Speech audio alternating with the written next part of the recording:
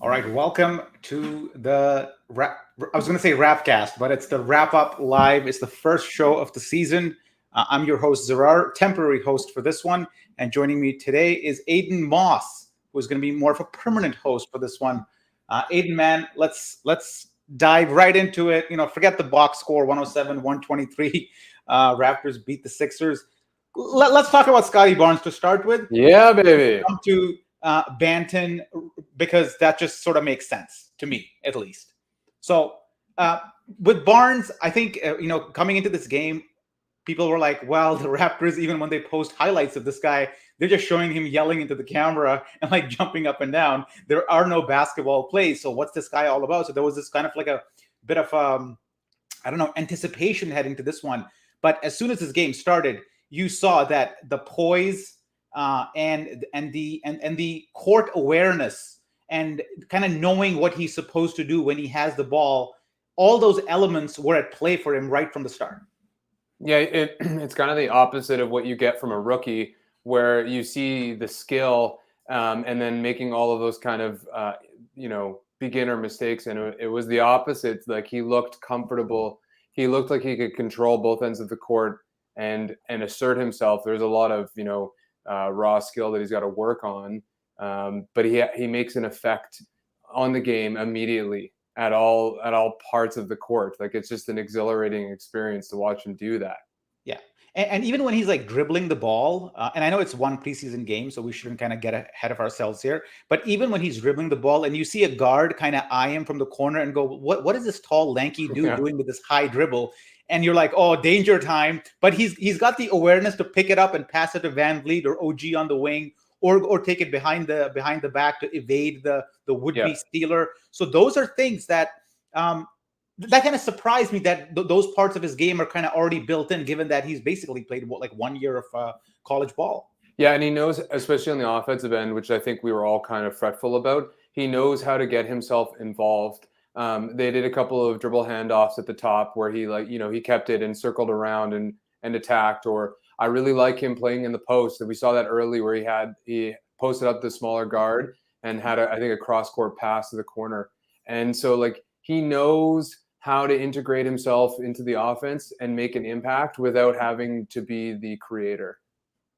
Yeah, and that's so important. And Alvin Williams kind of made this point at the end of the game where he basically was like, in this game, you saw a lot of guys with similar skill sets like Banton, Scotty Barnes and Utah play together without necessarily their games conflicting or like without there being any friction between the two. And that's a great point, because oftentimes you see there's a redundant element on the court. Maybe it's the same skill too often, but here you saw against at least this Sixers team, they were able to navigate that like quite well. Well, I think what it boils down to is the fact that they're all kind of selfless players. They know when to take their opportunities. If anything, Barnes looked to pass a little bit too much, I think, when he was attacking. But they all are willing to give out the ball. They're all willing to like work together on the defensive end. So if there is overlap, they're able to kind of integrate themselves almost seamlessly. And I think that's what was so exciting, is you watched that bench team come on, and it was just like one singular net of arms, just trapping anything that tried to swim through. Like how many times did we see today the Raptors make a defensive play which led to offense? Like I think that was like a common theme that kept recurring like over and over again. Yeah, and I mean, we basically saw in a nutshell what's going to trouble the Raptors and what's going to be great about them. It's like immediately Drummond went to work and we couldn't do anything about it. Yeah. But then when we do make those deflections, when we do get out off a defensive rebound, like Nurse has ingrained it in their brains to sprint immediately, whoever it is. I mean, I think it was the fourth or fifth possession, and Achua was the fastest guy on the court. My God, he ran like a demon. And Banton, same thing. And that's another thing that surprised me about Banton, is there was just this veteran intelligence to just grab the ball and go. There was no hesitation. Yeah. Totally. I don't know why this clip's not playing. But you mentioned let's talk about some of the things we saw early with Drummond. I was a little worried too, because as soon as Drummond came on, you saw the physical presence that Gillespie can't really handle. That physical presence right off the bat against this Philly team, not so much of a problem. But overall, that was, I guess, one warning sign that you could you could flag. Yeah, I mean, I think when you have a Joel, and I mean, the Raptors have shown that they can make up for their lack of size down low, and that's going to come over time with more defensive reps and a better strategy going into games. But when you run into a more skilled big man, like Drummond is not by any means the most skilled big man, it's going to be a problem when that size and skill overwhelms guys. Yeah. I think for Gillespie, like, I don't want to, I want to be supportive of all the Raptors, but I feel like this could be the end for him. Like he is the bulky dude who's supposed to use his size to his advantage, and he couldn't. Yeah, and man, I wanna play you a clip of which Miami Heat fans on Twitter kind of lost their mind because they were like, "Well, this guy never did this, when he was with us." So this is Achua basically setting up for a three. How do I play this? Okay, there we go. Okay, here we go. This is the play I'm talking about here. All right, so pick and roll standard there. Okay, catches the ball, open jumper, steps back for the three. Yeah. Man, when I saw that, I was like, that is unexpected. That is welcome, I'd say. Is that sustainable? Is that a thing? I don't know if it's sustainable, but it's certainly developing and going in the right direction. A couple of plays earlier, he had a one dribble bank shot about like 12 feet out. He had 10 total shots last year that were 10 feet out or more, something roughly about that. It was not part of his game. And you saw in Summer League, you saw in the Olympics that he's starting to add that. He's starting to add a little bit of ball handling too.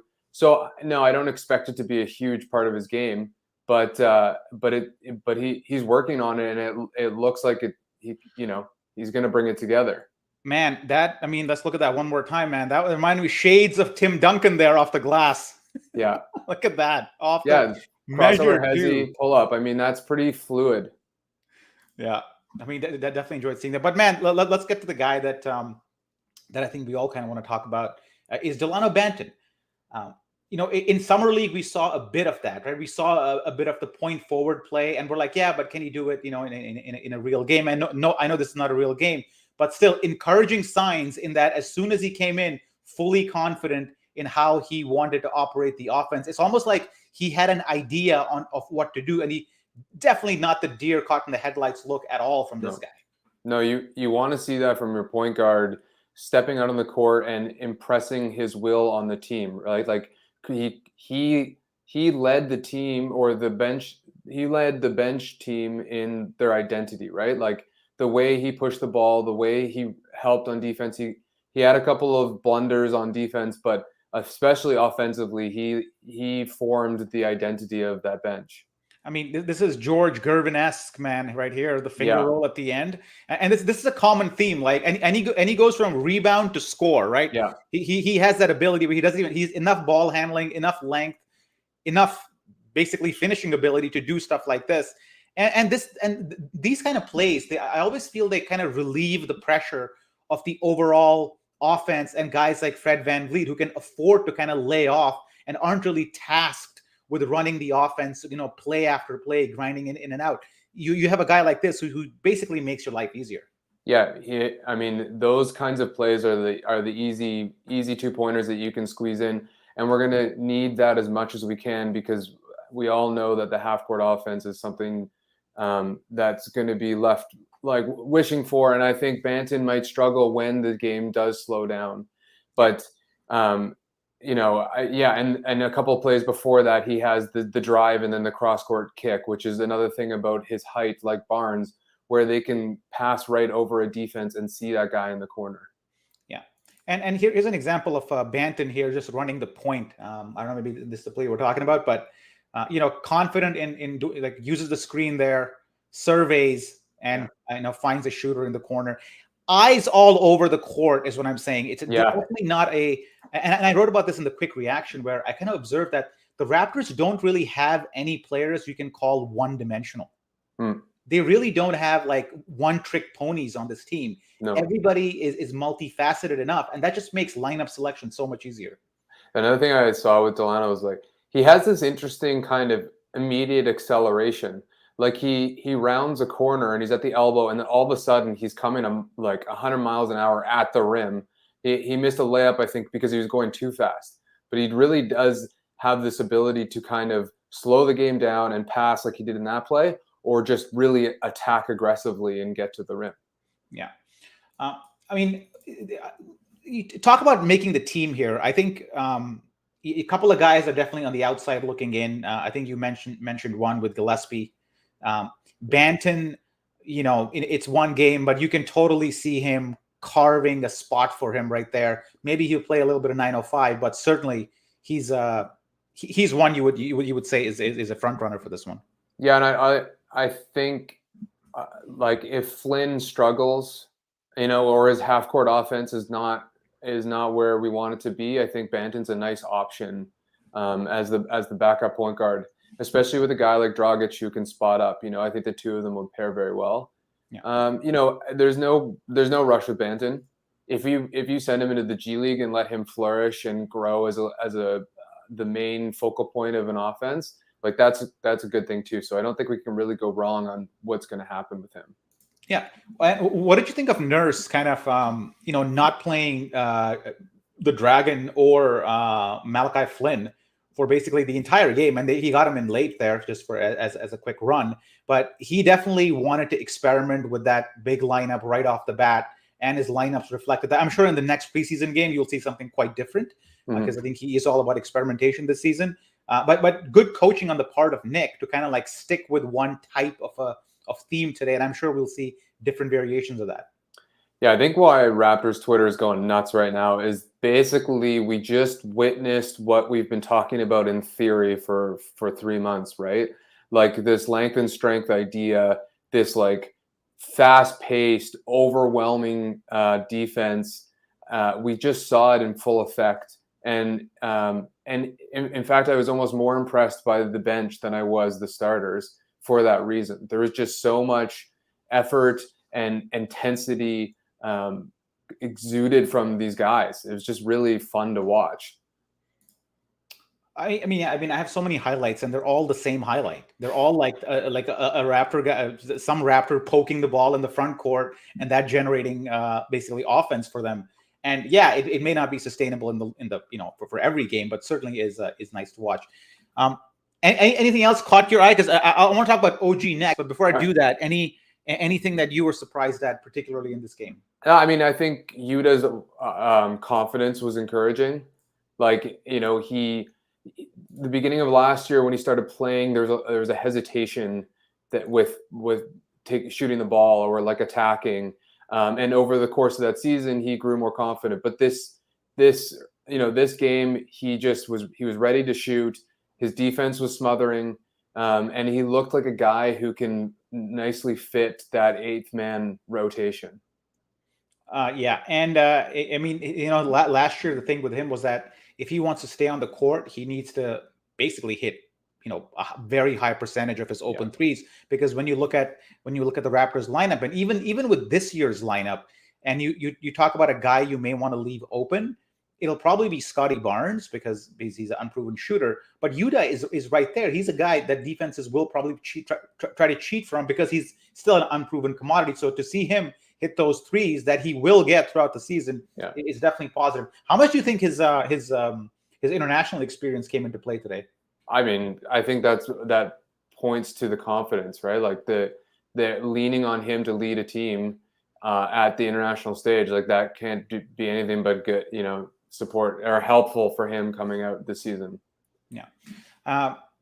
Okay. OG.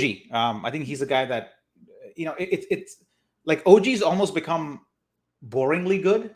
Like he whenever he does something great on the court, like he did today a few times, you're just like, oh, of course he can do that. Yeah. Of course. Like it's almost expected of him to do all the things that are stretch goals for other people. Yeah. Like he's hitting a step back two. He's doing a hop step and driving to the rim. It's all natural, and we're all like, oh yeah, it's OG, it's OG. It's almost like we're not appreciating him enough on how well he's developed over the last couple of years. Yeah, and I saw it tweeted like that was a quiet 21 points in the third quarter. I think we're all just anxious for that volume increase. Like you said, we just keep seeing it. Be like, yeah. I mean, other than the step back jumpers, which is new, a lot of this is like, yeah, we've seen him do that. Now let's see him do it over and over and over again. And I think one thing I've always admired about OG is just his size. Like because he's such a quiet, somewhat modest dude, you don't appreciate how big he is. I remember seeing a photo of him lining up the free throw line with Kawhi. He was like almost as big. And this year he looks like more of an adult, like his body's starting to mature and get bigger and sustain that contact. Wrong sport. But I do have an OG clip here, which I do want to show you. Oh yeah, this one where he's like, just you talk about confidence, and where is it, man? Let me. I think I reached the max amount of clips I can queue up here, but no, I got it. This is where he is basically weighing the ball and just rocking his defender to sleep. Yeah. This one right here, like it's just like, come on, here we go. Just. That's not old OG. That's new. Yeah, and that's new. Very encouraging to see. You definitely did not see a lot of this, and it wasn't even for lack of skill. I think he always had that shot in him. Now he's just more confident, as you said, in facing up a guy and shooting it right off the live dribble. Well, yeah, and when you have Pascal or Lowry doing that more confidently and more consistently, you just don't do it as much naturally. So I think he's going to have the opportunity. They're clearly going to put an emphasis on it, and so it's good to see that he can step up to it. Yeah, I mean, but I just wanted to say that like the size thing really it just continues to like amaze me. He literally like forklifted Korkmaz down low with his like power hops, Yeah. And I think he's going to be a big problem for a lot of different guys that check him. And he has unassuming strength. Yeah. Like you don't look at him and you're like, oh, this guy's going to overpower me. When it comes to like one-on-one contact in the box, he will outmuscle most players in this league, his position, if not all. Yeah. Yeah. His core strength is immense. Okay, I thought I had one more OG clip here, but I guess I do not. Do I? No, I don't. Okay, here's an out of timeout play that I kind of like the Raptors ran, and they went to Barnes on it with a fake dribble handoff, and then the nice three for Utah, who drove, and that was a goaltend. That was a goaltend. But this is the closest the game kind of got at the end there. And Nurse called a timeout after a Philly run, and he came back with a pretty decent play with Utah and like Scotty Barnes playing a major role. Yeah, like, this is encouraging to see. I mean, I think that's a good example of where Barnes' game will need to evolve, right? Like that's a teardrop right there, or that's like an attack to the rim as opposed to kicking out. I mean, it's still a great play, and I was mentioning earlier, like those dribble handoffs is going to be a good way to get Barnes integrated into an offense and getting him downhill without having to rely on actual ball handling in a half court. And on that note, Champagny looked like he'd been in the league a couple of years. There was kind of like he knew where to be. He was making the right decisions, attacking. He had a nice like floater early in the game that dropped. Like he looks much more polished than you'd think a undrafted guy would be. Yeah. And we keep talking about length, man. And this is just another example of, anytime a Philly guard drove to the rim or anywhere close to the rim, you saw the trees kind of came right away. Like with this lineup with Utah, Benton, and you have, how do you say his name? Champagny. I don't think it's that. I think it's something else. I think it's something definitely different than that. Okay. Yeah, because I heard Matt Devlin say it a few times, and it wasn't that. I don't know, man. We can't read too much into preseason, but this game was it definitely was a continuation of summer league, and a lot of the question marks that we had coming into this one, would these things pan out? They sort of all panned out. There were guys who didn't have great games. I think. Well, let's talk about Fred a little bit, man. What do you think of Fred? Not his best showing. I think he almost looked like he didn't have his explosiveness, or he was kind of forcing things. I think he's trying things out. There was a lot of kind of floaters in the lane and stuff that were added to his game. They didn't look that great. So yeah, he didn't impress all that much. What do you think his role is when he is playing with this lengthy lineup that Nurse put out there in the first and second quarter? Because Fred was reduced is a strong word. Fred definitely played more off the ball. Like he was not running the point guard or running the plays or being a central part of the offense. He was definitely on the periphery. What do you think his comfort level is in playing off the ball with those guys? Because when you look at basketball, naturally you might expect that he might have a central role in like orchestrating the offense. But here he's sort of stepping back in a year where people expect him to take command of the offense. Yeah, I mean, it'll be interesting to see. I think he's not. I don't think he's a point guard. He is, more of a combo guard. And I think, yeah, I don't know what it's going to look like, but I think that, yeah, I don't really know what that's going to look like. It will be interesting to see. I think what's going to happen is that he's going to take charge of the ball most of the time early on, especially if he's starting alongside Gary Trent Jr., right? Maybe as the game goes and as they start interchanging the lineups, he's going to get a little bit more off-ball action. Yeah. Let's talk about Svi a little bit. He, by the way, I'm a big fan of the country of Ukraine in general, because I've been there a few times. Lovely people, lovely architecture. One of the most underrated countries in the world. People go to Europe on vacation to like Paris, whatever. Forget it, man. Go to Ukraine, go to Kyiv. Beautiful place. Cool. So that's where shout out from. Ukraine. Yeah, and some good things about his game. Confident in taking his shot. Has a very very good jumper. Has range in his jumper. I think there was one play where he kind of pulled up from three. I think I have it here. On the negative side, there's probably a little too much competition at the ball handling positions for him to maybe make the roster. I don't know. But I did see him miss a couple of roll men on opportunities. It's like maybe previously in his previous league in Europe, that opportunity to hit that roll man aren't there because maybe things are too congested or I don't know what it is. But here you got to recognize that you have a guy open for that split second, and he looked a little perplexed on what to do when he had that slight opportunity to thread that needle.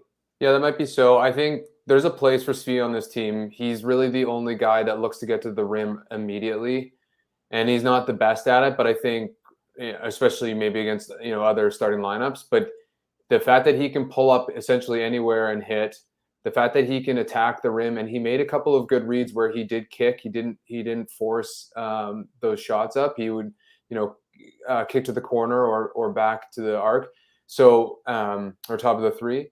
And so I think there is a place for him when inevitably our offense grinds to a halt. There's going to be the rookie wall.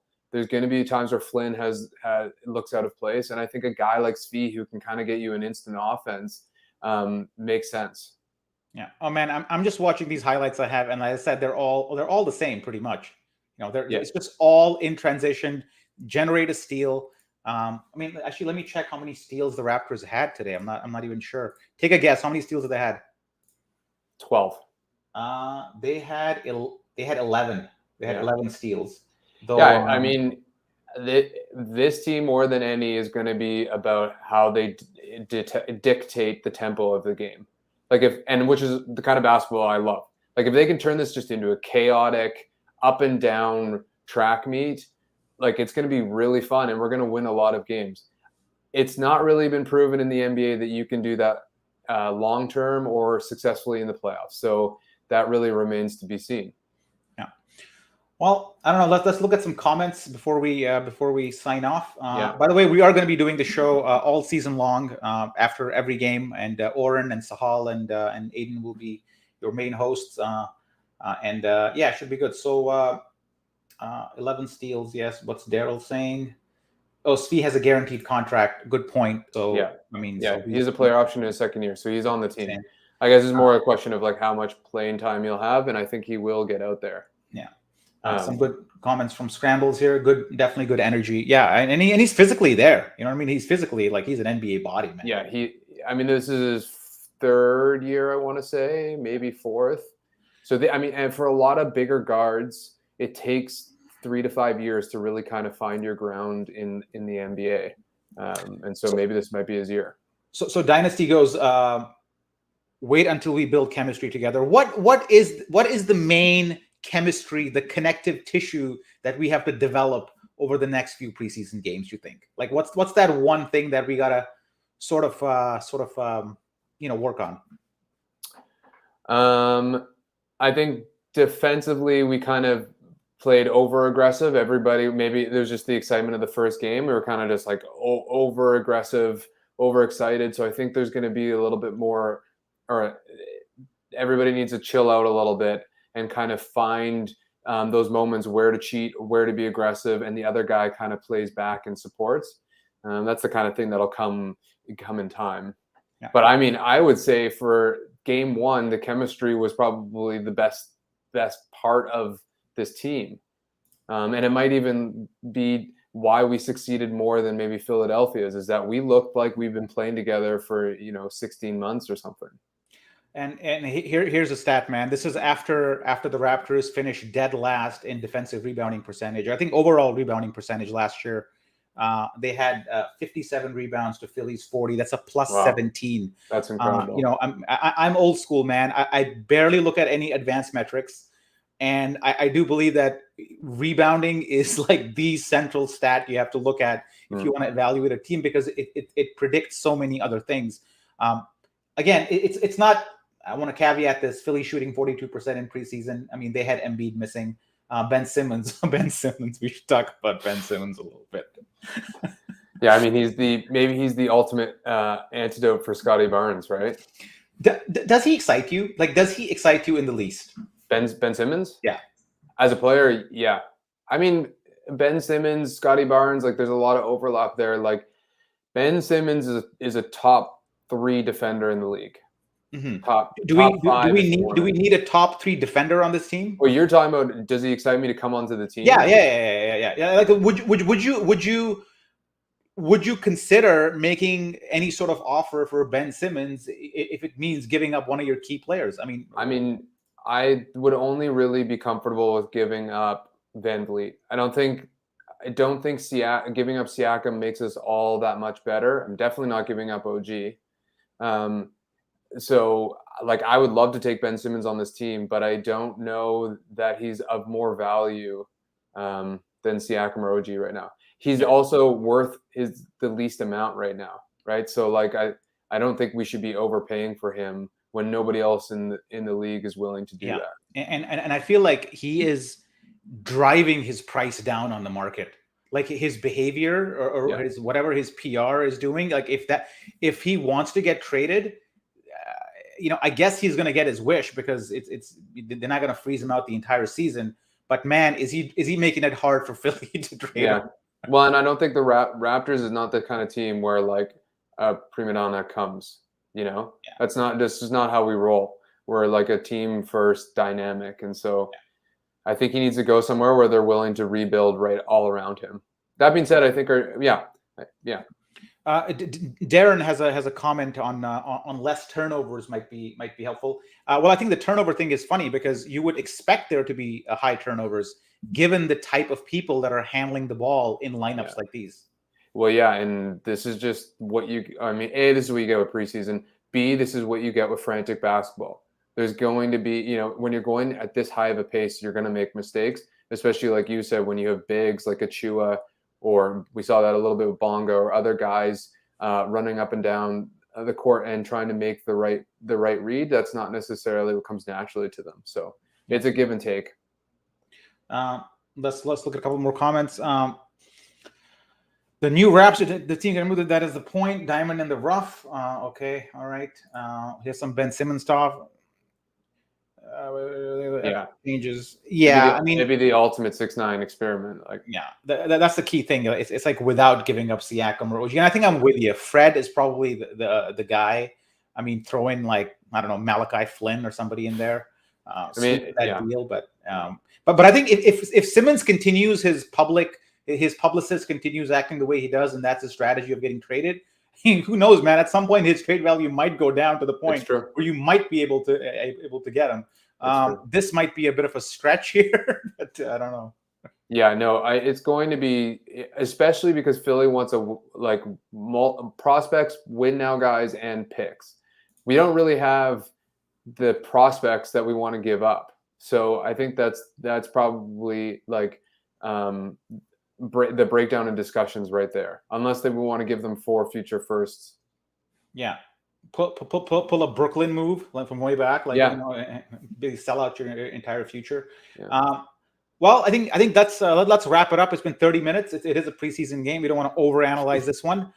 So viewer, thank you for joining. I don't really know how to do the YouTube sign off, but like or subscribe, or don't if you don't want to. Whatever. Yeah, either works for me.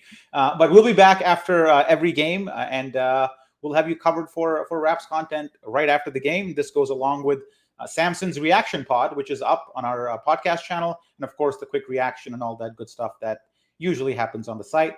Aiden, man, thanks for coming on. Pleasure. We'll see everybody later on. Goodbye.